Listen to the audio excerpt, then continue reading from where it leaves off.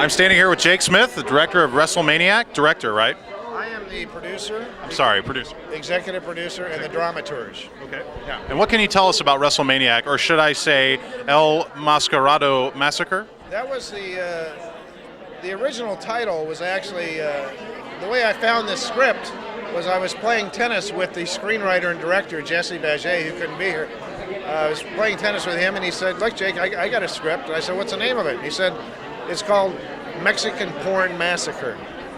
I love it. And I said, "That's very funny. It's really a funny title." I said, "But I'm not sure we'd be able to use that in the end. But let me read the script." So, read the script, and it was about this Mexican wrestler, this luchador, that was an insane luchador, and it was the first time I'd ever seen a horror character as a Mexican wrestler. Yeah. So that was one of the reasons why we did the film. Plus, it was a great little story about these kids that go down to Mexico to shoot an amateur porn film and get lost and end up in this abandoned Mexican ghost town where El Mascarado is. That's the character's name, El Mascarado. El Mascarado.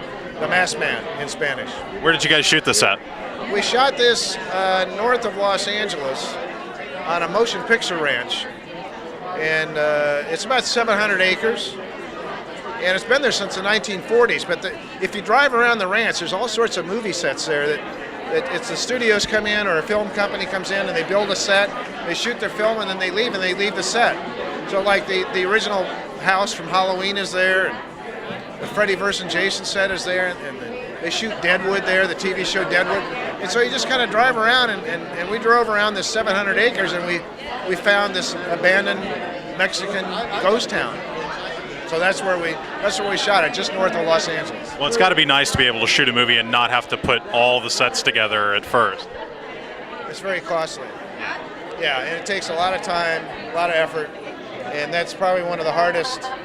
It's one of the hardest things to do when you make a film is finding all the locations, finding the right locations that'll fit the script. Because you're kind of doing it in reverse. You're not finding a location then writing a script.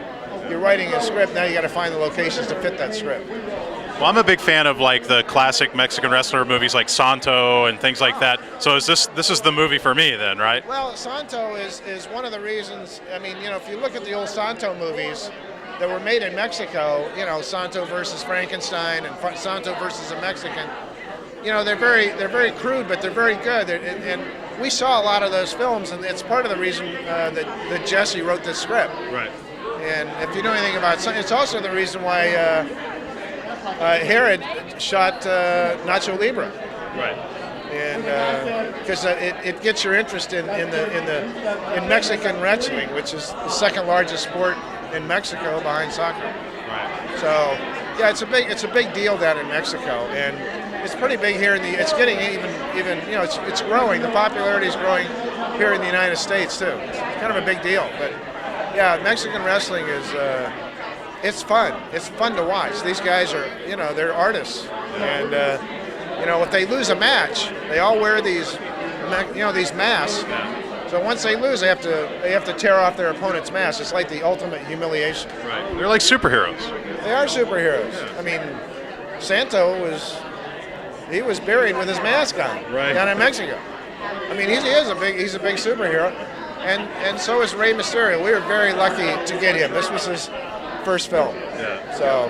Very cool. We'll be watching for it. Jake, WRESTLE MANIAC. Thanks so much for coming to Dallas. Thanks a lot. We appreciate it.